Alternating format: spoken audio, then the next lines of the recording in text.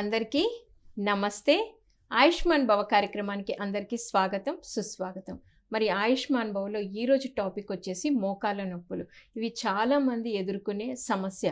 మరి దాన్ని traditional medicine and acupuncture ద్వారా ఎలా తగ్గించుకోవచ్చో తెలియజేయడానికి దీనిలో స్పెషలిస్ట్ అయిన డాక్టర్ సాగర్ గారు మనతో ఉన్నారు. వారితో మాట్లాడి మరిన్ని విషయాలు తెలుసుకుందాం. సార్ నమస్తే. సార్, అసలు ఇప్పుడు మోకాళ్ళ నొప్పులు అనేది చాలా వింటున్నాం మనం. సో అసలు ఇది రావడానికి ముందు కారణం ఏంటి? ఒకప్పుడు ఓన్లీ ఏజ్డ్ పర్సన్స్లోనే ఈ మోకాలు నొప్పులు అనేవి మనం వినేది. కానీ ఇప్పుడు చిన్న చిన్న వయసులో కూడా మనకి వస్తూ ఉన్నాయి.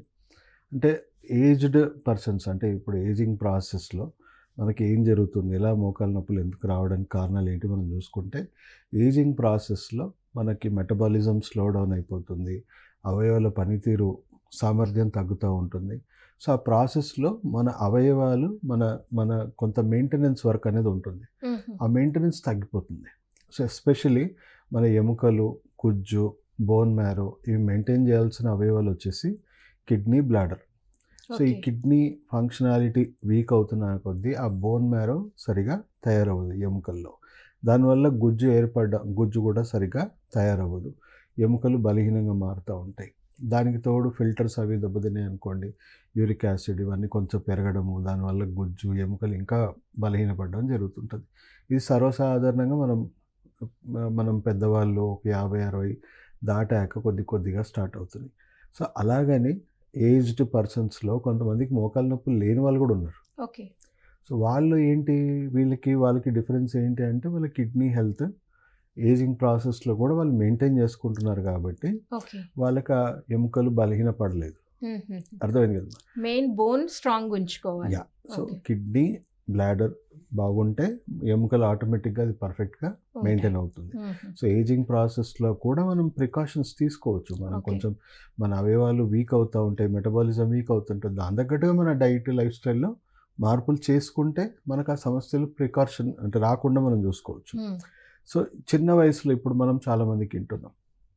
సో చాలామందికి చిన్న వయసులో రావడానికి కారణాలు ఏంటంటే, మన పూర్వీకులు తింటున్న ఆహారం మనం తినట్లేదు. అవును సార్, అదైతే main problem. So highly toxic foods మనం తింటూ ఉన్నాము. అండ్ దానికి తోడు మన బాడీలోని ఇమ్యూన్ సిస్టమ్ ఇవన్నీ కూడా బాగా గట్ హెల్త్. సో మనం చూసుకుంటే ఆల్మోస్ట్ 80% డిసీజెస్ అన్నీ కూడా మన గట్ నుంచే స్టార్ట్ అవుతుంది. సో ఇప్పుడు ఇలాంటి toxic foods, heavy stressful life style, అప్పుడు వాళ్ళతో కంపేర్ చేసుకుంటే too much stress, work stress కానీ రకరకాల స్ట్రెస్సెస్ కానీ పెరిగిపోయినాయి. దానికి తోడు ఇప్పుడు ఈ స్ట్రెస్ ఎన్వైరన్మెంటల్ పొల్యూషన్ ఇవన్నీ తోడై అప్పట్లో మనకి ఏజింగ్ ప్రాసెస్లో రావాల్సిన డిఫెక్ట్స్ ముందే వచ్చేస్తాయి. వచ్చేవి ఇప్పుడు మనకు ఆర్గన్స్లో ముందే డిఫెక్ట్స్ వచ్చేస్తున్నాయి, మన ఇమ్యూనిటీలో ముందే డిఫెక్ట్స్ వస్తున్నాయి. ముఖ్యంగా మోకాలు పాడవడానికి 3 పెద్ద కారణాలు మనం చెప్పొచ్చు. సో ఆల్మోస్ట్ చాలామందికి కిడ్నీ రిలేటెడే అనుకోవాలి, కిడ్నీ, బ్లాడర్.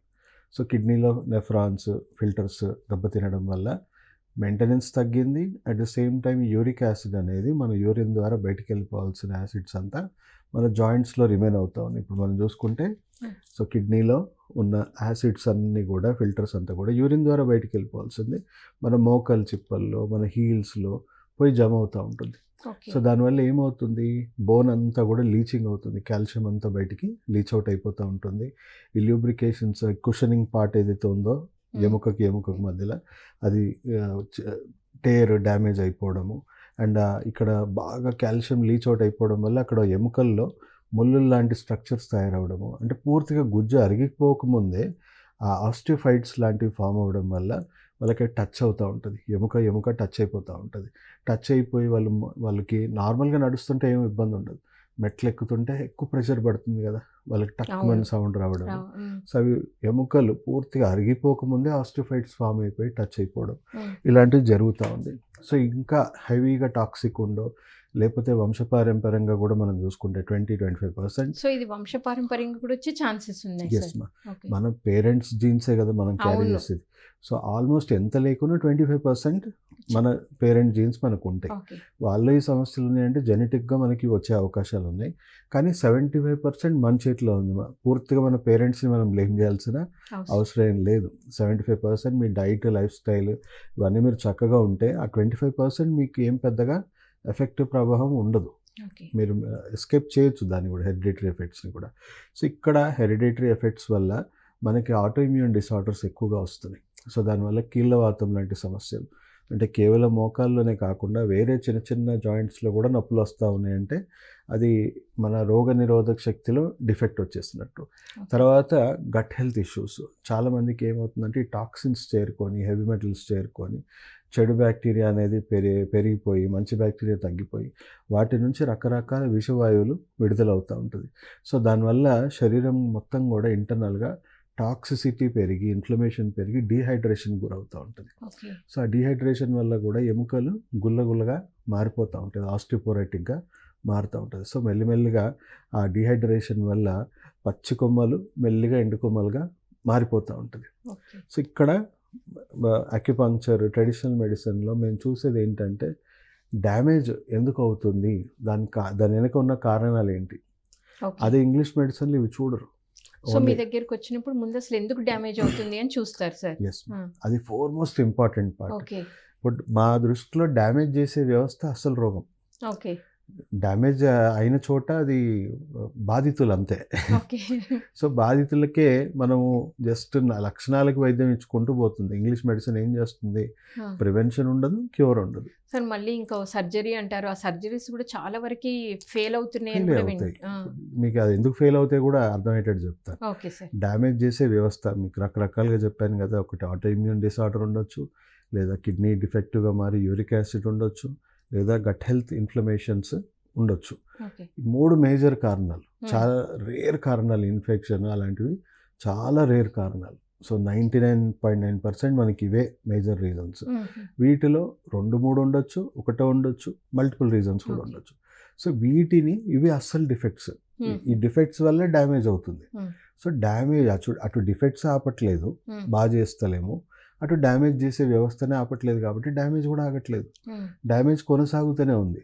సో లోపల నాకు పెయిన్ అయింది డాక్టర్ గారు అని మనం ఆర్థోపెడిక్ డాక్టర్ దగ్గరికి వెళ్ళినా, జనరల్ ఫిజిషియన్కి వెళ్ళినా ఏం చేస్తున్నారు, పెయిన్ కిల్లర్స్ ఇస్తున్నారు.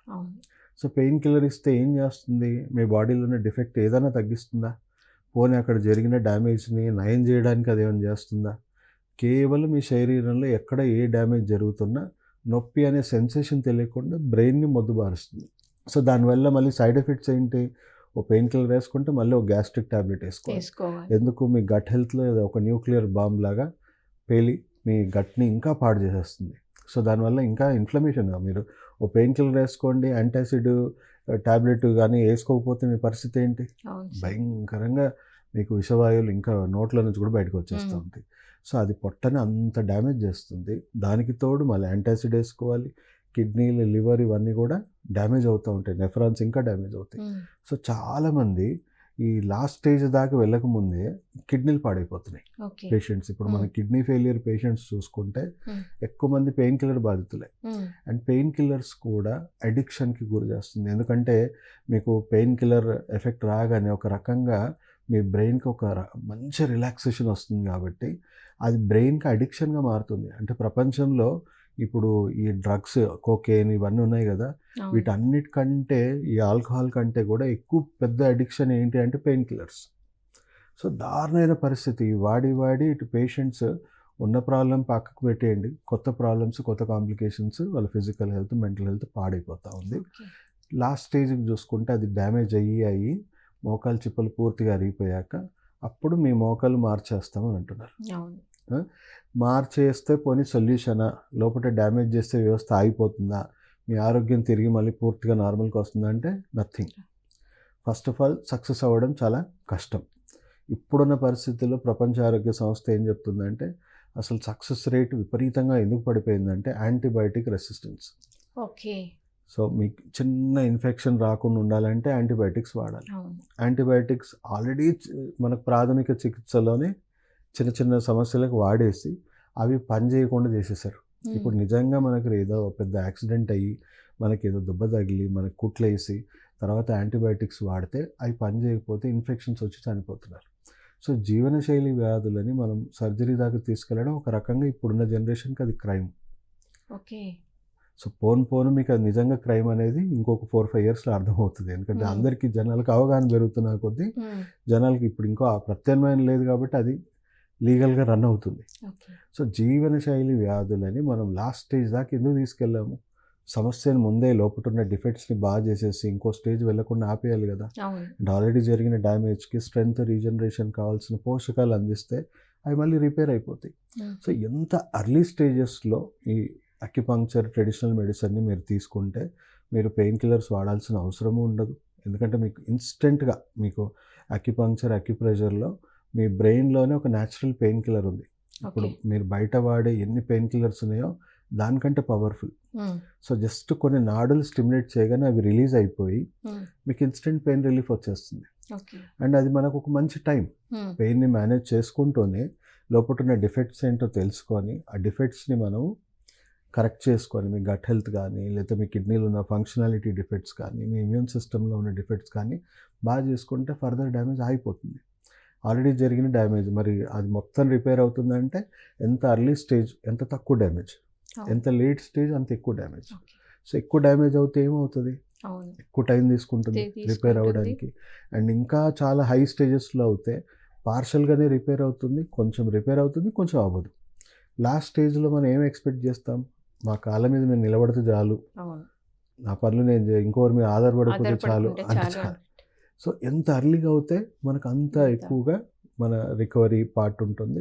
So prevention is better than cure. Obviously medical system మొత్తం బోధించేది అదే. సో WHO గైడ్ లైన్స్ ఏమున్నాయంటే సార్ ఒక కాలర్. షూర్. హలో అండి. హలో నమస్తే అండి, మీ పేరు ఎక్కడి నుంచి మాట్లాడుతున్నారు? సో మీరు ఫోన్ చేసినప్పుడు మేడం చెప్పండి. నమస్తే అండి. నమస్తే మేడం. చెప్పండి అమ్మా, మీ సమస్య ఏంటో చెప్పండి, మీ పేరు చెప్పండి. 6 నెలల నుంచి కాళ్ళ నొప్పులు ఎక్కువైనాయండి, మోకాళ్ళ నొప్పులు. ఓకే అమ్మా, 6 నెలల నుంచే ఉంది. మీ వయసు ఎంతమ్మా? టీవీ మ్యూట్ వచ్చేసి మీరు డైరెక్ట్ మాట్లాడండి అమ్మా. మేడం మీరు టీవీ ఆఫ్ చేయండి మేడం. 68 అండి. 68. ఈ 6 నెలల నుంచే మోకాళ్ళ నొప్పులు ఉన్నాయమ్మా? 68 అండి. ఓకే. ఈ 6 నెలల నుంచి మోకాళ్ళ నొప్పులు ఉన్నాయి మీకు? ఎక్కువగా ఉన్నాయండి. ఓకే, అంతకు ముందు కూడా ఉంది కానీ ఇప్పుడు 6 నెలల నుంచి ఎక్కువైపోయాయి. ఓకే అమ్మా, మీరు ఒకసారి ఎక్స్రే తీయించుకొని రిపోర్ట్స్ తీసుకొని హాస్పిటల్కి రండి అమ్మా. స్టేజెస్ పెరుగుతున్న కొద్ది మనకి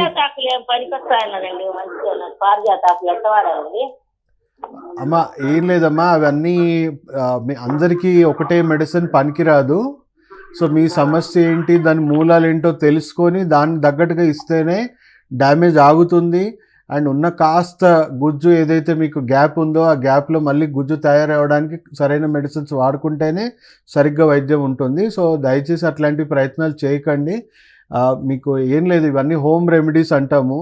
హోమ్ రెమెడీస్ అంటే మనం చిన్న చిన్న సమస్యలకి ప్రాథమిక చికిత్సలు చిన్న చిన్న సమస్యల వరకే మనం పరిమితం చేసుకోవాలి. ఈ మోకాలు నొప్పులు లాంటి దీర్ఘకాలిక వ్యాధులను కానీ జటిలమైన వ్యాధులకు కానీ అలాంటి ప్రయత్నాలు చేయకండి. ఎందుకంటే అందరికీ ఒకే కారణాల వల్ల రావు కాబట్టి మనం అలాంటి ప్రయత్నం చేయడం వల్ల వికటించవచ్చు లేదా ఎలాంటి రిజల్ట్ కూడా రాకపోవచ్చు. దానివల్ల మనకేం లేదు, కాలయాపన జరగడం వల్ల కూడా మన కాంప్లికేషన్స్ రోజు రోజు పెరుగుతూ ఉంటాయి కాబట్టి అలాంటివి చేయకండి అమ్మా.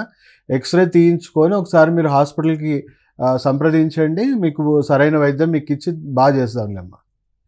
Thank you madam, thanks for your calling. Sir ఇప్పుడు ఈ మోకాల నొప్పులు ప్రాబ్లం వచ్చినప్పుడు ఈ ఆక్యుపెంచర్లో అవనివ్వండి ట్రెడిషనల్ మెడిసిన్ మీ దగ్గరికి ఫస్ట్ ఒక పేషెంట్ వచ్చినప్పుడు ఖచ్చితంగా ఎక్స్రే తీసుకొని రావాలి. సో వచ్చిన తర్వాత మీరు కండిషన్ ఏంటి అనేది రికగ్నైజ్ చేసిన తర్వాత ఎలాంటి ట్రీట్మెంట్ స్టార్ట్ చేస్తారు? అంటే ఎక్స్రే ఎందుకు చెప్తామంటే మనకు పేషెంట్ అయితే ఎక్స్ప్రెస్ చేస్తుంటారు, పేషెంట్ని చూస్తేనే మాకు అర్థం అవుతుంది, వాళ్ళ నడిచే విధానం వాళ్ళ సఫరింగ్ బట్టి స్టేజెస్ ఏంటనేది మాకు అర్థం అవుతుంది.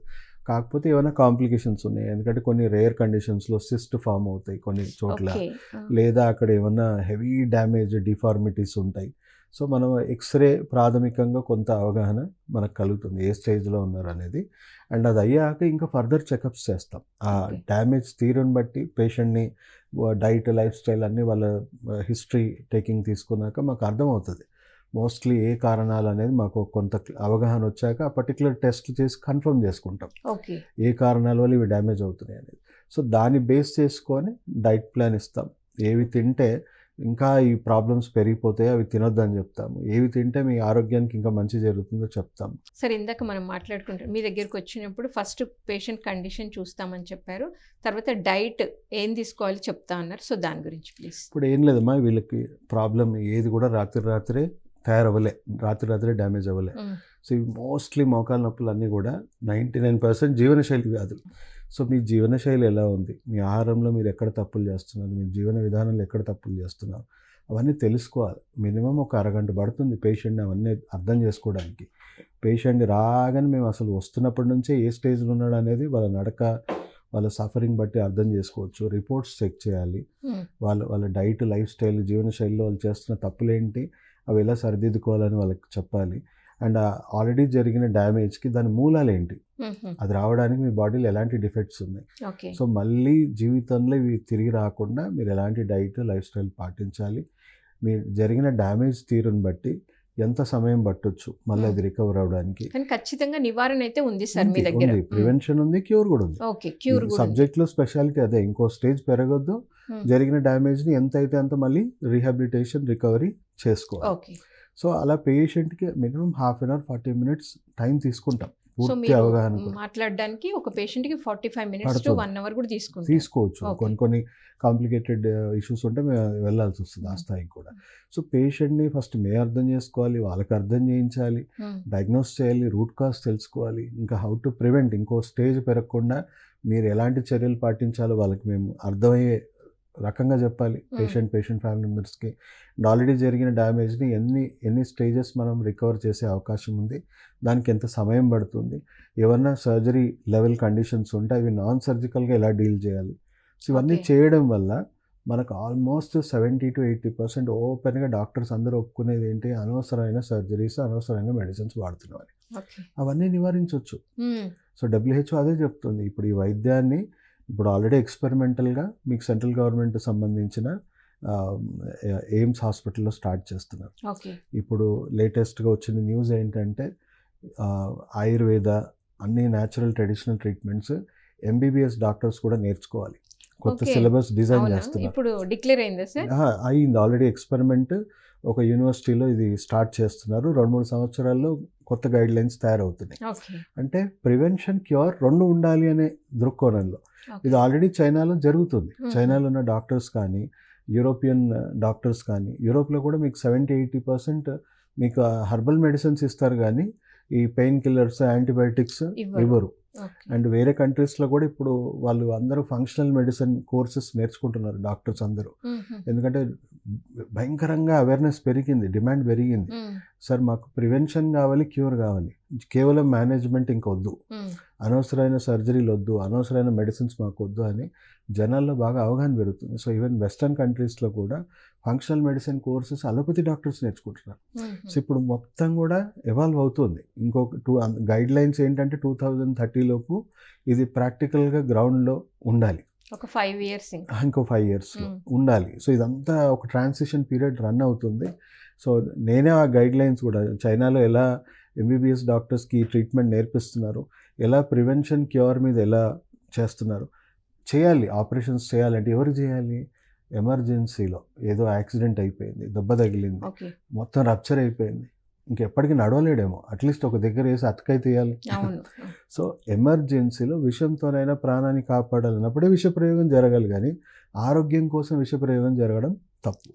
సో సిలబస్లో చాలా మిస్టేక్స్ ఉన్నాయి, అవన్నీ కవర్ చేయాలి అని చెప్పేసి చైనాలో ఉన్న గైడ్ లైన్స్ని నేనే మన ICMRకి సబ్మిట్ చేశాను. సో వాళ్ళు ఇప్పుడు ఆల్రెడీ డిక్లేర్ అయిపోయింది, న్యూ సిలబస్ స్టార్ట్ అవుతుంది, ఎవాల్వ్ అవుతుంది. అండ్ ఇక్కడే కాదు, ప్రపంచం మొత్తం కూడా ఆ విధంగా WHO గైడ్ లైన్స్ ఉన్నాయి. సో జనాలకి ఇప్పుడే అవగాహన తెచ్చుకోవాలి, పెయిన్ కిల్లర్స్ మింగడం కరెక్ట్ కాదు. కాదు. ఎంత అర్లీ స్టేజెస్లో నొప్పి వచ్చింది అంటే మీ శరీరం మీకు ఆకలేస్తుంది, దాహం అవుతుందని ఎలా చెప్తుందో, ఓకే. మీకు సమస్య లోపట ఉంది అని చెప్పేసి అది ఏడ్చుకుంటూ చెప్తుంది మీకు. సో బాడీ స్క్రై ఫర్ హెల్ప్ అది. సో మీరు అది ఎంత తీవ్రంగా ఉంటే అంత తీవ్రంగా లోపల డ్యామేజ్ అవుతున్నట్టు. సో ఫస్ట్ జరగాల్సింది ఏంటి? డ్యామేజ్ ఆపాలి. ఆపాలి. డ్యామేజ్ ఆపకుండా ఇప్పుడు పొడిచి మందు పెడితే ఆగుతుందా? లేదు ఫస్ట్ సార్. పొడచడం ఆపాలి. అంటే డ్యామేజ్ చేసే వ్యవస్థని మనం పూర్తిగా నిర్వీర్యం చేయాలి, రిపేర్ చేసే వ్యవస్థని పెంచాలి. ఏ స్టేజ్లో ఉంటే ఆ స్టేజ్ తగ్గట్టుగా మీరు నాన్ సర్జికల్ ట్రీట్మెంట్స్ కానీ లేకపోతే ఇంట్లో సెల్ఫ్ ట్రీట్మెంట్స్ కానీ చెప్తాం. మా దగ్గర అర్లీ స్టేజెస్లో వచ్చిన వాళ్ళందరికీ కూడా ఇంట్లోనే చేసుకోవడానికి చెప్తాం. ఇంట్లో ఏం ఎక్సర్సైజెస్ చేసుకోవాలి, చేసుకోకూడదు, సెల్ఫ్ ట్రీట్మెంట్స్ ఏం చేసుకోవాలి. సో వాళ్ళు ఎక్స్రే తీస్తే ఒక 6 months 8 monthsలో గుజ్జు పట్టడం, అలైన్మెంట్స్ ఇట్లా కొంచెం బెండ్ అయిపోయినాయి, మళ్ళీ స్ట్రైట్ అవ్వడము జరిగాయి. రికవర్ అవుతున్నాయి, రిపేర్ ఓకే. అవుతున్నాయి. సో అది కదా అందరికి కావాల్సింది. అవును ఏం సార్. ఎక్స్పెక్ట్ చేసి వెళ్తున్నారు హాస్పిటల్స్కి? నాకు క్యూర్ అవ్వాలి, ప్రివెంట్ అవ్వాలి, క్యూర్ అవ్వాలని. జస్ట్ నన్ను మేనేజ్ చేసి నన్ను జాగ్రత్తగా సర్జరీ దాకా తీసుకెళ్ళి సర్జరీ చేసేసి నన్ను బ్యాంక్రప్ట్ చేయాలని అయితే ఎవరు ఊహించుకోవట్లేదు. లేదు సార్. సో అందరికి కావాల్సింది అదే. సో ఇప్పుడు ఫస్ట్ మీ దగ్గరికి వచ్చిన తర్వాత ఫుడ్ చెప్తారు, తర్వాత చిన్న చిన్న ఎక్సర్సైజ్ చెప్తారు. సో దాని తర్వాత మళ్ళీ వాళ్ళు మీ దగ్గరికి మంత్కి ఒకసారి వచ్చి అప్పుడు ఎక్స్రే తీస్తూ మీరు అబ్జర్వ్ చేస్తూ ఉంటారు సార్, అంతకుముందు ఎలా ఉంది ఇప్పుడు ఎలా ఉంది చూస్తూ ఉంటారు. సో దాని తర్వాత ఇంకా వాళ్ళకి బెటర్ అవ్వలేదు అనుకోండి, దాని తర్వాత మీరు ఎలా వాళ్ళకి ప్లాన్ చేస్తారు? అది మాకు చాలా క్లియర్గా ఉంటుంది. ఇప్పుడు ఓకే. స్టేజెస్ వైజ్ చూసుకోండి. ఓకే. ఇప్పుడు ఎవ్వరికి మోకాలు నొప్పులు లేని వాళ్ళందరినీ కూడా మనం చూసుకుంటే ఉన్నాయి, వాళ్ళకు కూడా చిన్న చిన్న సమస్యలు ఉన్నాయి, కానీ దెబ్బ తగలలేదు, ఇంకా పూర్తిగా డ్యామేజ్ అవ్వలేదు, జస్ట్ అర్లీ స్టేజెస్లో ఉన్నాయి. సెకండ్ స్టేజ్లో ఉన్నారని ఎలా గుర్తించాలి? నేను 1 kilometer నడిచాను, తిరిగాను, ఓవర్ స్ట్రెయిన్ అయ్యాను, కొంచెం నాకు కాళ్ళు ఆగుతున్నాయి, బట్ కొంచెం రెస్ట్ తీసుకోగానే తగ్గిపోయింది. ఓకే. సో సెకండ్ స్టేజ్ అది అనుకోండి. ఇది సెకండ్ స్టేజ్. అనుకోండి. థర్డ్ స్టేజ్లో ఎలా ఉంటుంది అంటే మీరు ఓకే మీ పనులన్నీ చేసుకోగలుగుతున్నారు, కానీ కొంచెం ఎక్కువ స్ట్రెయిన్ అయినా పెయిన్లు అయిపోతున్నాయి. ఓకే. మళ్ళీ దానికి రెస్ట్ తీసుకోను, ఎక్సర్సైజ్ చేసో, పెయిన్ కిల్లర్ వేసుకుంటే కానీ మేనేజ్ అవ్వట్లేదు. అర్థమైంది కదా? థర్డ్ స్టేజ్ అనుకోండి. ఫోర్త్ స్టేజ్లో మీ పనులు మీరు చేసుకోవడానికి కూడా చాలా తీవ్రంగా ఇబ్బంది పడతాం. సో ఫిఫ్త్ స్టేజ్లో ఇంకా మీరు ఇంకొకరి మీద ఆధారపడే ఉండాల్సిన పరిస్థితి. సో ఈ స్టేజెస్లో మీకు ఏం జరుగుతుంది? థర్డ్ స్టేజ్ నుంచి మనం అటెన్షన్కి వస్తాం. ఎందుకు? మన పనులన్నీ మనం చేసుకోవడం చాలా కష్టంగా ఉంది, ఇబ్బంది పడుతున్నా, డే టు డే టాస్క్లో నేను ఇబ్బంది పడుతున్నా. అప్పుడు డాక్టర్ దగ్గరికి వెళ్తే ఏం చేస్తున్నారు? మీరు 4th స్టేజ్కి ప్రమోట్ అవ్వడానికి మీకు పెయిన్ కిల్లర్స్ ఇస్తారంతే. కరెక్ట్. మీకు ప్రివెంట్ చేయట్లేదు, క్యూర్ చేయట్లేదు. సో మీరు జాగ్రత్తగా 4th స్టేజ్కి వచ్చాక మీరు ఇప్పుడు ఇమ్మీడియట్గా సర్జరీ అంటే మీరు ఒప్పుకోరు. కొంతమంది ఒప్పేసుకుంటారు, కొంతమంది మెజారిటీ ఆఫ్ దెమ్ ఒప్పుకోరు. ఇంకా నడవగలుగుతున్నా కదా ఎంతో కొంత, వద్దులేండి డాక్టర్ గారు, భయపడతా ఉంటారు. సో ఓకే ఇంకొంచెం పోస్ట్పోన్ చేద్దాం సర్జరీ, అప్పటిదాకా ఏం చేయండి, ఇంకా పెయిన్ కిల్లర్ డోస్ పెంచండి, కొంచెం ఫిజియోథెరపీ వైద్యం కూడా చేసుకోండి, దానివల్ల ఈరోజు పూట గడిచిపోతుంది అంతే. సో ఇంకా జాగ్రత్తగా 4th దాటిపోయి 5thకి వెళ్తే అప్పుడు మీరు కూడా మెంటల్గా ప్రిపేర్ అయిపోతారు. డాక్టర్ ఆల్రెడీ మైండ్లో నాకు పెట్టేశాడు కాబట్టి మీకు పోస్ట్పోన్ చేశాను సర్జరీ అంతే. సో మీ పని మీరు చేసుకోలేకపోతున్నారు కదా, ఇప్పుడు మార్చేసుకోండి. సో ఈ 20-30 years నుంచి ఈ మైండ్ సెట్తోనే పేషెంట్స్ అందరూ వెళ్తూ ఉన్నారు. ఇన్సూరెన్స్ మీద బతుకుతున్నారు, అష్యూరెన్స్తో బతకట్లేదు. సో ఇలాంటి వాళ్ళందరికీ ఇంకా ఇన్సూరెన్స్ అనేది ఏంటి? ఓకే నాకేం జోబులో ఖర్చు అవుతుందా, అది మన డబ్బులే, మనందరూ పూల్ చేసుకున్న డబ్బులే. సో మనకేం ఖర్చు అవ్వట్లేదు కదా అని ఏదో ఫ్రీగా దొరికినట్టు చేసేసుకుంటున్నారు. తర్వాత లోపల డ్యామేజ్ చేసే వ్యవస్థ ఆగిందా, బలహీనపడ్డ ఎముకలు బలపడ్డాయా, రిపేర్ అయిపోయిందా, అవ్వలేదే, ఇంకో డ్యామేజ్ అవుతుంది, మళ్ళీ ఇంకోటి చేయించుకోండి. పోనీ సక్సెస్ అవ్వకపోతే అయిపోయింది, అప్పటితో మీ జీవితము మీరు అందరి మీద ఆధారపడి ఉండాల్సిందే. ఒకవేళ సర్జరీ సక్సెస్ అయ్యింది అనుకుందాం, అయితే ఇంకోటి డ్యామేజ్ అయింది కదా కొంతకాలంలో, మళ్ళీ ఆ డ్యామేజ్ చేసే వ్యవస్థ మోకాలనే టార్గెట్ చేస్తుందా, మళ్ళీ వెన్నుపూసనో ఇంకేదో కూడా పాడు చేసుకుంటూ పోతూనే ఉంది అది. సో మీరు ఆల్రెడీ సక్సెస్ అయిన మోకాలు కూడా దాని లైఫ్ ఎంత, ఒక 8-10 సంవత్సరాల్లో మళ్ళీ అది పాడవుతుంది, మళ్ళీ మార్చాలి కదా. సో ఇక్కడ దీనివల్ల మీ క్వాలిటీ ఆఫ్ లైఫ్ ఏంటి, మీ ఆరోగ్యం ఆయుష్ ఎలా ఉంది, ఇన్ని మందులు వాడితే మీ బాడీ ఎంత టాక్సిక్ అయిపోయింది, ఇంకా ఎంత బలహీనపడుతున్నారు. సో మీరు ఒక జీవితాన్ని ఆస్వాదించగలుగుతున్నారా పూర్తి స్థాయిలో? అన్ని రకాలుగా ఇబ్బంది పడుతున్నారు, పేషెంట్ ఇంకా వర్స్ట్గా అవుతున్నాడు కదా. సో WHO ఇదే గుర్తించింది. 1000 సంవత్సరాల నుంచి ఈ సాంప్రదాయ వైద్యాలు ఎలా డీల్ చేస్తారు ఇలాంటి సిచ్యువేషన్. అసలు మనిషి అన్ని వేల సంవత్సరాల నుంచి అవును ఎలా సార్. ఇక్కడ దాకా వచ్చాడు, సర్జరీస్ లేకుండా ఎలా సర్వైవ్ అయ్యాడు. సో ఫస్ట్ ఎక్కడ తప్పులు జరుగుతున్నాయి? 90% మనకు అనారోగ్యాలు ఎక్కడ వస్తున్నాయి? Diet, life style, stress, immunity. So మొత్తం ఆరోగ్య వ్యవస్థకి పునాది ఏముండాలి? Self health care. మీ ఆరోగ్యం డాక్టర్స్ చేతిలోనే, ఇన్సూరెన్స్ కంపెనీస్ చేతిలో పెట్టకండి. అంతే మన మీ చేతుల్లో చేతిలోనే పెట్టి- ఉన్నాయి. Diet, life style, stress, immunity ఎవరు మెయింటైన్ చేయాలి? మీరే మెయింటైన్ చేయాలి. అంతే. ఓకే, మీకు ఆల్రెడీ నొప్పులు వచ్చాక డాక్టర్ దగ్గరికి వచ్చారు, మా దగ్గరికి వచ్చారు. ఉమ్, సార్ ఇప్పుడిప్పుడే నాకు పెయిన్స్ వచ్చాను, ఒకవేళ 3rd స్టేజ్లోనే మీరు వచ్చారనుకోండి, తక్కువ డ్యామేజ్తో రికవర్ అవుతారు. correct. మీ డ్యూటీలు ఏమి ఆపేసుకోవాల్సిన అవసరం లేదు. మీరు వర్క్ చేసుకుంటూనే నేను ఇంకో స్టేజ్ పెరగకుండా మీ సో గైడ్లైన్స్ మీ ఇస్తాం. దగ్గర ట్రీట్మెంట్ జరుగుతున్నప్పుడు వాళ్ళు చక్కగా ఆఫీస్కి వెళ్ళొచ్చు, వాళ్ళ వెళ్ళిపోవచ్చు. రెగ్యులర్ పనులన్నీ ఎస్, చేసుకోవచ్చు. 3rd స్టేజ్లో అబ్సల్యూట్గా చేసుకోవచ్చు. ఓకే. 4th స్టేజ్కి వచ్చే వాళ్ళకి ఏంటి, వాళ్ళ పనులు పాపం వాళ్ళు చేసుకునే పరిస్థితులు ఉండే. 5th స్టేజ్ పూర్తిగా వాళ్ళ పని ఇంకోరి మీద ఆధారపడాలి. సో మీరు 3rd స్టేజ్లో వస్తే, ఇన్ కేస్ మీరు అప్పుడు పెయిన్ కిల్లర్స్ వాడకుండా మీరు డైరెక్ట్గా ఈ ట్రీట్మెంట్నే అప్రోచ్ అవుతే ఏమవుతుంది? ఇంకో స్టేజ్ పెరగకుండా ఆపేస్తాము అండ్ జరిగిన డ్యామేజ్ మ్యాక్సిమం రికవర్ చేస్తాము. And me diet, life style ఇవన్నీ ఏం కరెక్షన్స్ చేసుకోవాలో, మీరు సస్టైనబుల్ హెల్త్ అంటే మీరు మళ్ళీ అనారోగ్య పాలు అవ్వకుండా మీరు ఎలాంటి మెయింటెనెన్స్ చేయాలో కూడా చెప్తాం.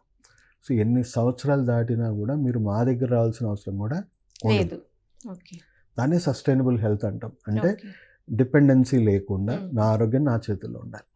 అదే 4th స్టేజ్లో వచ్చిన వాళ్ళు కొంతకాలం బ్రేక్ తీసుకోమంటాం. మీ ఆరోగ్యం కంటే ఏది ఎక్కువ ఇంపార్టెంట్ కాదు కదా. రెస్ట్ మీ తీసుకోమని పనులు మీరు చేసుకునే పరిస్థితి లేనప్పుడు మీరు ఇంకా ఏం పని చేయగలుగుతారు? సో పూర్తిగా కొంతకాలం రెస్ట్ తీసుకొని అదొక స్టేజ్, 2 స్టేజ్లు వెనక్కి మళ్ళీ రీజనరేట్ అయ్యే వరకు 6 months, 8 months బ్రేక్ తీసుకోమంటాం. అవసరం పడితే నాన్ సర్జికల్ ట్రీట్మెంట్స్ చేస్తాం, లేదంటే అవి కూడా చేయాల్సిన అవసరం లేదు. రెస్ట్లోనే ఇంట్లోనే ఏం మోడరేట్ ఎక్సర్సైజెస్ చేసుకోవాలి, ఎంత యాక్టివిటీ చేయాలి, అవన్నీ ఇంట్లో ఉండి చేసుకునేలాగానే చెప్తాం. 5th స్టేజ్లోనే అంటే 100% సర్జరీ కండిషన్. ఓకే. వాళ్ళు పడుకున్నా నొప్పే, కూర్చున్నా నొప్పే, భరించలేని నొప్పి. సో ఒకవైపు పెయిన్ మేనేజ్మెంట్ ట్రీట్మెంట్స్ చేస్తూనే day to day pain killers లేకుండా, ఇంకోవైపు డ్యామేజ్ చేసే వ్యవస్థలను నిర్వీర్యం చేస్తూ, రిపేర్ చేసే వ్యవస్థని యాక్టివేట్ చేస్తూ ఒక 1-2 months ట్రీట్మెంట్ చేస్తే వాళ్ళు కొంత కోలుకుంటారు. ఓకే. వాళ్ళు 4th స్టేజ్లో వచ్చినట్టు. తర్వాత ఇంట్లో మీరు ఇట్లాగే కంటిన్యూ చేస్తే ఒక 8 months, 12 months మీరు ఇవన్నీ ఫాలో అవుతే వాళ్ళ పనులు వాళ్ళు చేసుకునే పరిస్థితికి వస్తారు, ఇంకోరి మీద డిపెండెంట్ అవ్వకుండా. ఓకే. సో ఎంత అర్లీ స్టేజ్ మనం ఈ ట్రీట్మెంట్ని స్టార్ట్ చేసుకుంటే అంత మంచిది కదా, అవును. అంత తక్కువ డ్యామేజ్తో. ఇప్పుడు మీరు గమనించాల్సింది ఏంటంటే 4th స్టేజ్, 5th స్టేజ్ ఉన్న వాళ్ళు పరిగెత్తుకుంటే వాళ్ళ జాబ్ వాళ్ళు చేసుకోగలరా? లేదు 3rd సార్, స్టేజ్ ఉన్నవాడు చేసుకోగలరు. చేసుకోగలరు. అవును. వాడికే ఒక లిమిటేషన్ చెప్తాం. ఇప్పుడు నువ్వు ముందున్నంత పర్ఫెక్ట్గా నువ్వు వర్క్ చేసుకోలేవు, ఎంతైనా గుడ్డు పగలకుండా ఇంకా ఫర్దర్ పగలకుండా జాగ్రత్త పడ్డాము, ఎంతైతే అంత రీజనరేషన్, రిపేర్ చేశాము. సో ఒక 10% యాక్టివిటీ తగ్గించుకోండి అని చెప్తాం జీవితంలో. అంతకు మించి మీరు వర్క్ చేయకండి. 80-90% ఎఫిషియన్సీ మించి మీరు ఉండొద్దు. ఓకే. 4th స్టేజ్లో రిపేర్ అయిన వాళ్ళకి చెప్తాం, మీరు ఆల్మోస్ట్ 60% యాక్టివిటీకి మించి ఎక్కువ పెట్టుకోకండి, 40% తగ్గించాలి ఇంకా మీరు. అప్పుడే మీరు కంఫర్టబుల్గా ఉండరు. దాని కెపాసిటీ అంతే, మీరు అంతే వాడుకోవాలి. నెక్స్ట్ ఈ లాస్ట్ స్టేజ్ ఉన్న వాళ్ళకి ఏం చెప్తాం, మీరు 30-40% యాక్టివిటీ మీదనే ఉండాలి. ఓవర్ స్ట్రెయిన్ మీరు జాయింట్స్ని చేయకూడదు. అప్పుడే మీరు నొప్పి, బాధ లేకుండా మీ పనులు మీరు ఇంకోరి మీద ఆధారపడకుండా చేసుకోవాలి. సో లైఫ్ ఎప్పుడు బాగుంటుంది? ఎంత అర్లీగా ఉంటే అంత ఈజీ కదా. పోనీ ఇప్పుడు సర్జరీ సక్సెస్ అయిన వాళ్ళు ఏమన్నా వాళ్ళు పరిగెత్తుకొని వాళ్ళు పనులు చేసుకోగలుగుతున్నారా? వాళ్ళు అదే పరిస్థితి కదా. అదేదో ఉన్న ఒరిజినల్ జాయింట్స్ని కాపాడుకుంటే బాగుంటుంది కదా. సార్, ఇందాక మనం మోకాలు నొప్పులు స్టేజెస్ గురించి కూడా మీరు చక్కగా ఎక్స్ప్లెయిన్ చేశారు. అంటే చిన్న ఏజ్లో వచ్చిన వాళ్ళు, అంటే ఏ స్టేజ్లో వచ్చినా కూడా మీరు ఎలాంటి ట్రీట్మెంట్ ఇస్తారు, అంటే వాళ్ళకు కూడా నివారణ ఏంటి, డైట్ ఏంటి? ఒకటమ్మా, ఇప్పుడు చెప్పాను కదా, కీళ్ళవాతము, gut health, kidney, uric acid issues, ఇవి మేజర్ రీజన్స్. ఇవి కాకుండా కూడా ఉంటాయి కానీ చాలా తక్కువ రీజన్స్, ఆల్మోస్ట్ నెగ్లిజిబుల్, ఒక 1-2% అనుకోండి. 98% రీజన్స్ ఇవే ఉంటాయి. ఇవే ఉండొచ్చు, వీటి కాంబినేషన్స్లో కూడా ఉండొచ్చు. సో మనం చూసుకుంటే ఇప్పుడు కీళ్ళవాతం పరంగా వాతం పెంచే ఆహార పదార్థాలకు ఫస్ట్ దూరం అవ్వాలి. అంటే ఇప్పుడు వాతంకి కూడా మనం చూసుకుంటే యూరిక్ యాసిడ్ కూడా కామన్గా చెప్పాలంటే నాన్ వెజిటేరియన్. నాన్ వెజిటేరియన్ అరగడానికి 48 to 72 hours పడుతుంది. ఆల్రెడీ జీర్ణకోశలో చాలా సమస్యలు, రోగనిరోధక శక్తి ఏమో తిరుగుబాటు చేస్తూ ఉంది, అండ్ కిడ్నీ ఎక్కువ అంత హై ప్రోటీన్ ప్రాసెస్ చేసే శక్తి కిడ్నీకి లేదు. సో ఏమవుతుంది, యూరిక్ యాసిడ్ పెరుగుతుంది, వాతం పెరుగుతుంది, గట్ హెల్త్లో ఇన్ఫ్లమేషన్ పెరుగుతుంది. ఎవరు తినాలి నాన్ వెజ్? ఆరోగ్యంగా ఉన్నవాడు తింటే ఎంతో కొంత ఆరోగ్యం వస్తుంది, బట్ అనారోగ్యం ఉన్నవాడు తింటే ఇంకా అనారోగ్యాలు పెరుగుతాయి. సో ఖచ్చితంగా ఫస్ట్ నాన్ వెజిటేరియన్ ఆపేయమని చెప్తాము. పాలకు సంబంధించిన ఉత్పత్తులు కూడా పూర్తిగా ఆపేయమని చెప్తాము. కొన్ని కండిషన్స్లో గట్ హెల్త్ ఇష్యూస్ అంటే కీళ్ళవాతం లేదు, కీళ్ళవాతం ఉన్న వాళ్ళకి మాత్రం ఈవెన్ మజ్జిగ పెరుగు కూడా ఆపేయమంటాం. కానీ బట్ ఈ యూరిక్ యాసిడ్ ప్లస్ ఈ గట్ హెల్త్ ఇష్యూస్ ఉన్న వాళ్ళకి మాత్రం మజ్జిగ తాగొచ్చు. మజ్జిగ పెరుగులో ప్రోబ్యాక్టీరియా ఉంది. బట్ ఈ వాతం ఉన్న వాళ్ళకి మాత్రం అది కూడా వద్దంటాం. పాలు మనము డైజెస్ట్ చేసుకోలేం, ఎందుకంటే మనకు 2-3 ఇయర్స్ వరకే రెనిన్ గ్లాండ్స్ ఉంటాయి, దాన్ని జీర్ణించుకుంటాం. చిన్నపిల్లలు కక్కితే ఏం కక్కుతారు? పాలు కక్కరు, పెరుగులాగా కక్కుతారు. అంటే అది ఆ రెనిన్ ఏం చేస్తుంది, దాన్ని కర్డ్ కింద కన్వర్ట్ చేసేస్తుంది, ప్రోబ్యాక్టీరియా కింద కన్వర్ట్ చేస్తుంది. సో మనకు కూడా కర్డ్ ఓకే, బట్ పాలు డైరెక్ట్గా మనం చేసుకోలేం. సో ఆల్మోస్ట్ మీట్ తింటే ఎలాంటి ప్రాబ్లమ్స్ వస్తాయో అవే ప్రాబ్లమ్స్ దీనివల్ల కూడా వస్తాయి. సో ఇవి తీసుకోవద్దని చెప్తాం. సో ఇంకా అవి కాకుండా బయట దొరికే readymade foods, junk foods, processed foods ఎప్పుడో ఫ్యాక్టరీలో చచ్చిపోయినాయి, వాటిని కెమికల్స్, ప్రిజర్వేటివ్స్ ప్యాకింగ్ చేసి మీ ఇంటి దాకా వచ్చింది. వాటి వల్ల ఎవరికైనా ఆరోగ్యం వస్తుందా? రాదు కదా.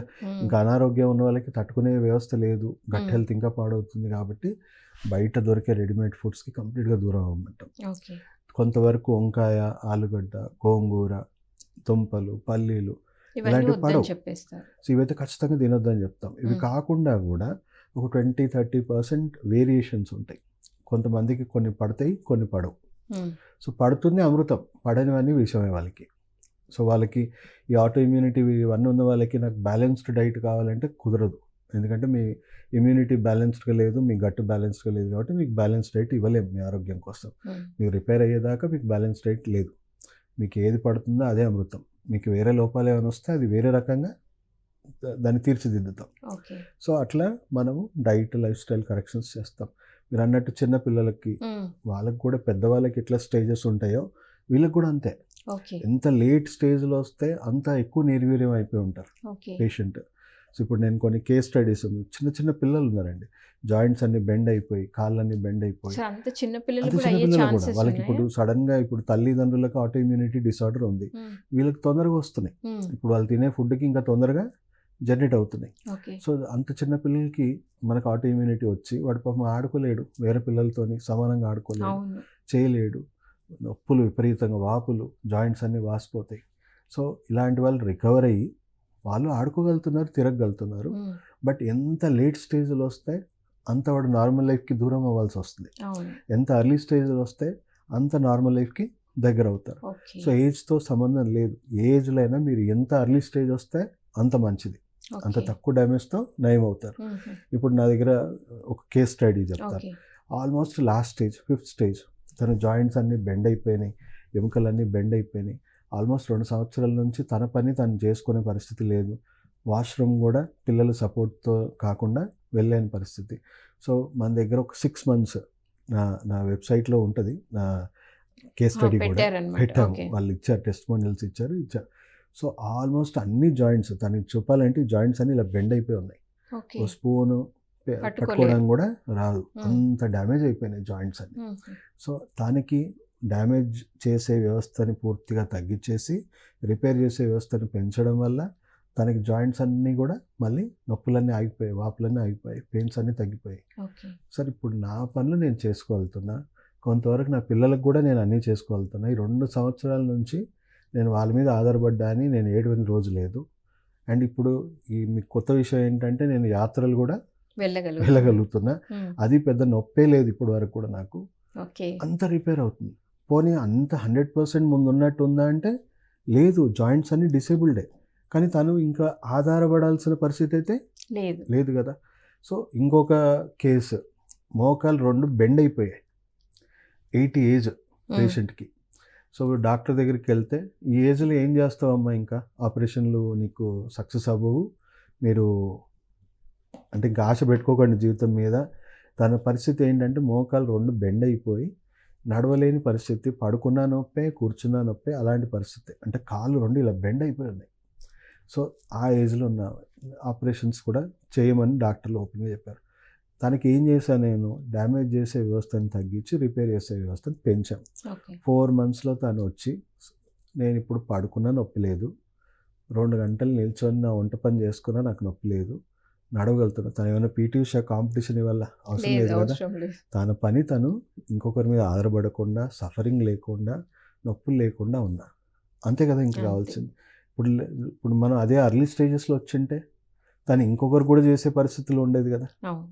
సో అది రియలైజ్ అవ్వాలి ఇక్కడ. మనం లేట్ అవుతున్న కొద్దీ ప్రతి స్టేజ్ని రివర్స్ చేయలేం. ఇప్పుడు తన పరిస్థితి ఏంటంటే తను ఇంకొకరి మీద ఆధారపడి లేదు, తన పనులు తను చేసుకోగలుగుతుంది. బట్ ఫంక్షనాలిటీ అయితే లిమిటెడే ఉంది కదా. అవును. సో ఎంత అర్లీ స్టేజ్ ఉంటే అంత ఫంక్షనాలిటీని మనం సేవ్ చేసుకోవచ్చు. అది మెయిన్ ఈ ట్రీట్మెంట్లో. Okay sir. Thank you sir. మరి ఎంతో చక్కగా మోకాల నొప్పులు, వాటి పరిష్కార మార్గాలు, ఎర్లీగా వస్తే ఎంత చక్కగా క్యూర్ అవుతుంది అని ఎంతో అద్భుతంగా తెలియజేశారు. Thank you sir. Thank you sir. ఈరోజు ఆయుష్మాన్ భవ కార్యక్రమంలో మరి మోకాల నొప్పులు, వాటి పరిష్కార మార్గాలు తెలుసుకున్నాము. రేపు ఆయుష్మాన్ భవ కార్యక్రమంలో మరొక డాక్టర్తో మళ్ళీ కలుద్దాం. Thank you.